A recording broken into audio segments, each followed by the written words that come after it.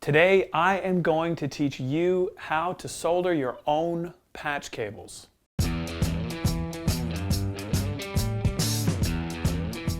If you're still watching this video after that very short intro, it means you probably have even just the slightest bit of interest in how to solder your own patch cables. One very important thing to note at the beginning of this video, I go back and forth between saying solder and solder. Solder is correct, solder is what I do when I'm not thinking, so forgive me right at the beginning of this video. If there's ever a skill that allows you to get better insight into how your gear connects or works or creates sound, I am all for it. Soldering or soldering your own cables is one of those skills. If you know how to troubleshoot, fix, build your own cables, you will be able to understand what is going on a lot quicker when something goes a little south, when you get crackles, when your rig isn't working. You'll be able to troubleshoot this a lot quicker. We actually did a video last week on how to troubleshoot your cables using a multimeter. Check it out here, as that is another piece of gear that everyone should have access to if they use a lot of patch cables. Today though, let's get into how to make your own patch cable and some of the key tools you're going to need to get the job done.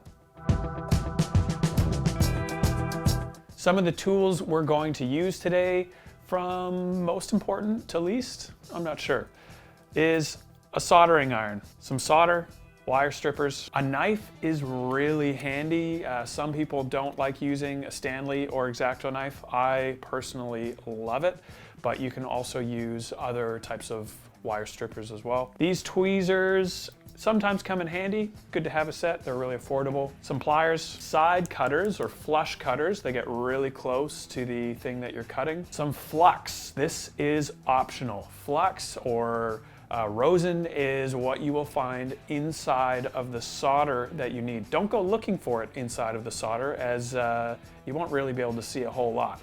This is in replacement of a third hand or a little jig that you sometimes will need. You're gonna need a screwdriver. Lastly, my trusty, you can hear things rattling around in there.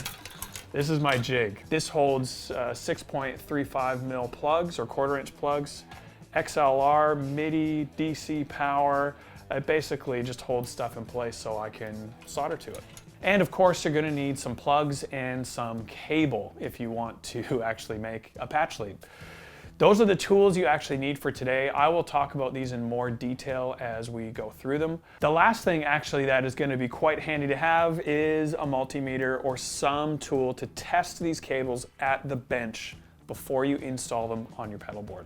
Without further ado, let's get into making this patch lead. We're going to use Mogami 2319 or 2319, which is kind of the industry standard for patch cable. We're also going to use a Goodwood Audio pancake plug and a right angle to show you some of the different techniques for different plugs.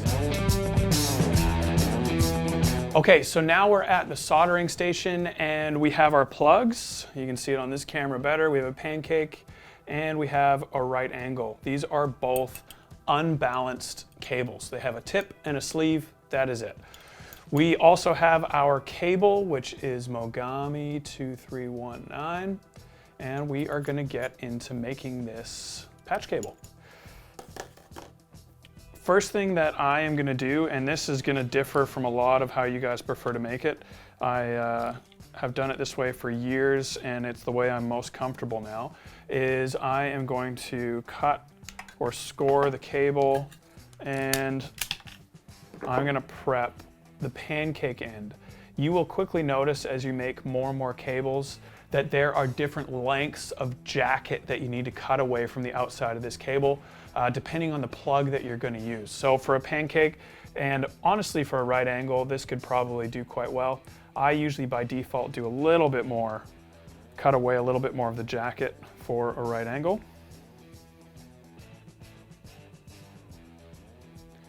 And as you can see, I have now twisted that ground. And then we have this black dielectric in here.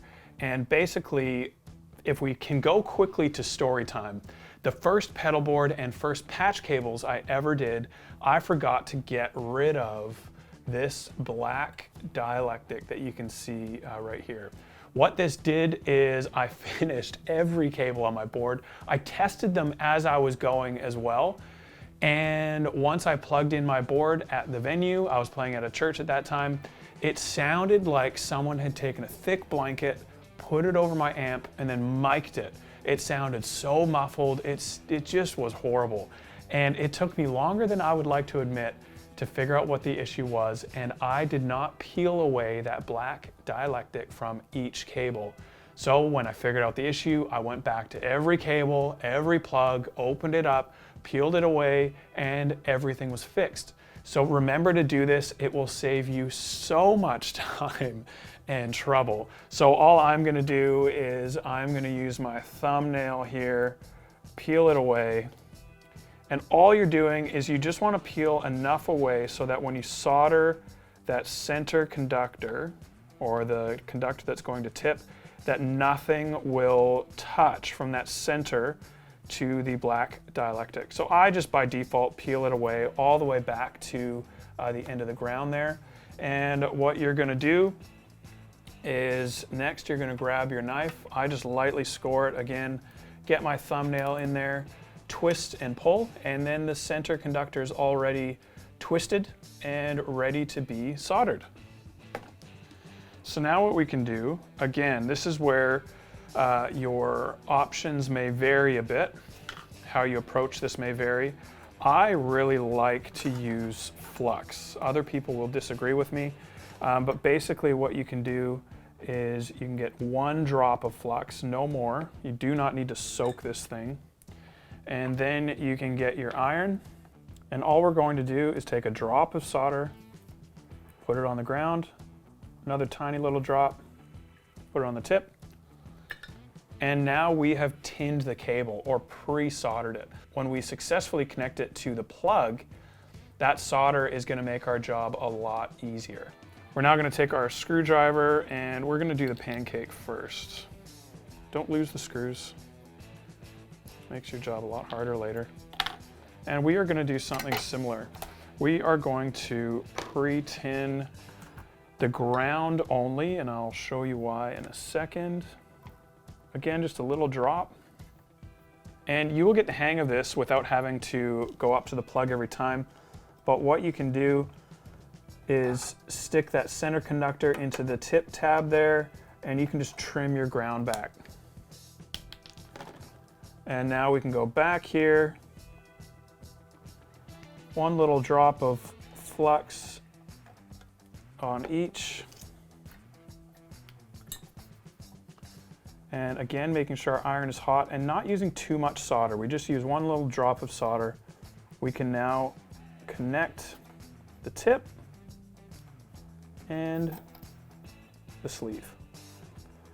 One of the biggest mistakes I see people make when they are soldering for the first time is they don't want to overheat the cable, which is great, and they also don't want to overheat the plug.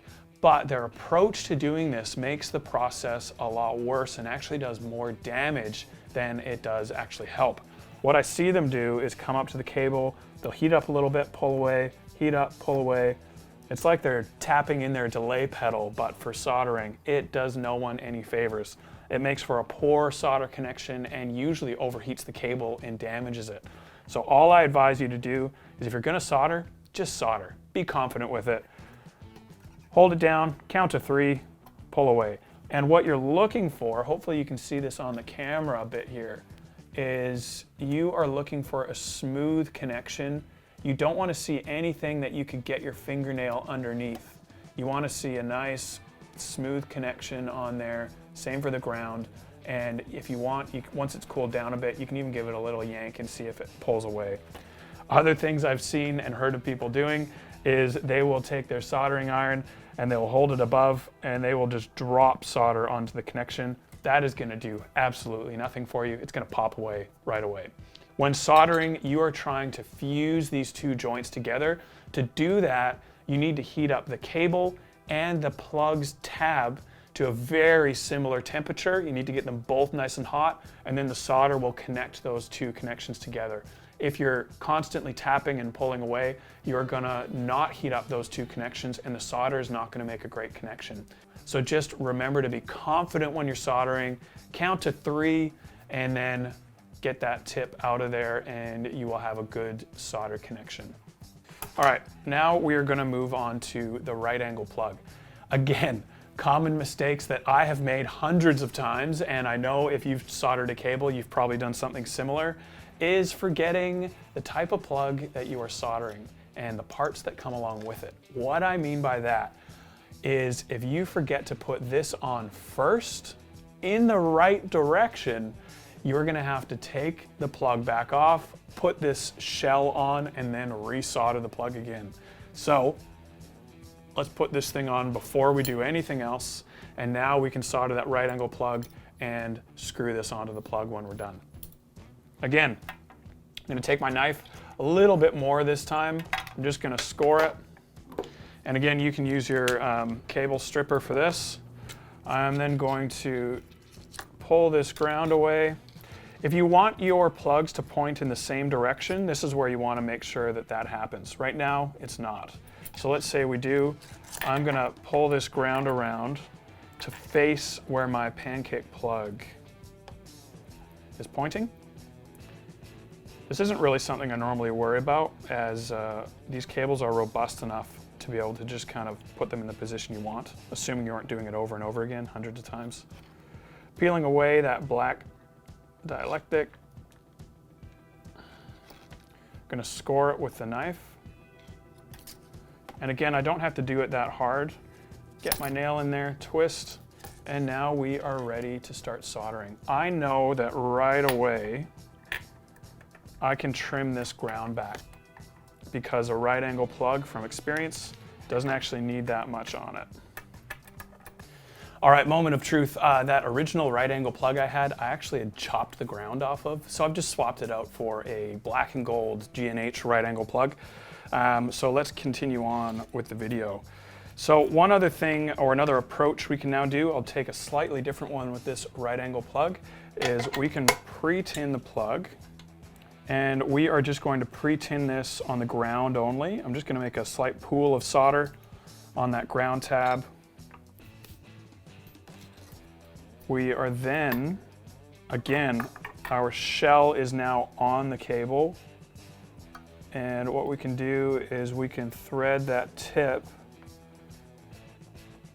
or that center conductor through the tip tab on the plug. One drop of flux, one drop of flux. You can see I have not pre-tinned. I'm sure some people will balk at this, but bear with me. One drop of solder. We'll do the tip first. And all we are gonna do now, I don't know if you can see all this smoke in front of me, but it looks eerie, is we are going to get one more drop of solder. As you can remember, the ground tab on the plug has been pre-tinned. We're gonna lift that ground up out of the way. Hopefully you can see that on the camera, so it's not touching. I'm just gonna melt this solder, drop the ground in, heat both up, pull it away. So that tinned as I was soldering it to the plug. Now what we're gonna do is we are going to get our pliers here. We are going to crimp these down, get the strain relief going here. Strain relief on the pancake is built into the plug, so you don't actually have to do it there. And now what we can do is we have our insulation there. We can twist this on. We're gonna get our pancake. Same deal. We are going to get the screwdriver and put the shell on. With these pancake screws, if you don't do them quite tight enough, they can fall out at a later date. So don't do them so tight so that you're losing brain cells, but just be aware of the fact that those do need to be tight. So now we have our cable. Beautiful. We have not tested it yet though, and that is one of the most important steps, arguably speaking.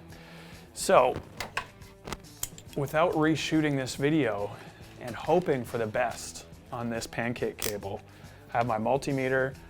It's on the continuity setting and it is not set to deliver by mail, it's gonna notify me right away. Let's see what we do here.